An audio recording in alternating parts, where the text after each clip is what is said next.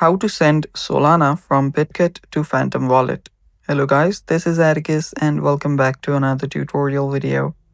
In today's video, I'll teach you guys how you can send Solana from Bitget to Phantom Wallet.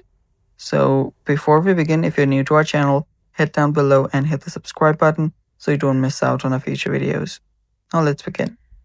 First step, open up your Bitget wallet. Make sure you're logged in into your account.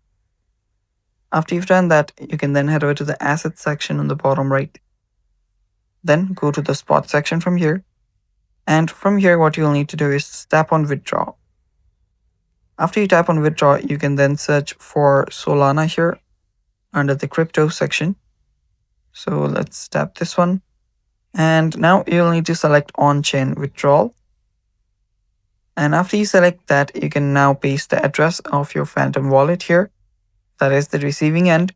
So type in your withdrawal address and the withdrawal amount as well.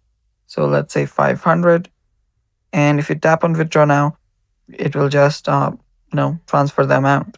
Just follow the prompt along this very process and you should be good to go. And that's how easy it is. Thanks for watching. Stay tuned for more and bye-bye.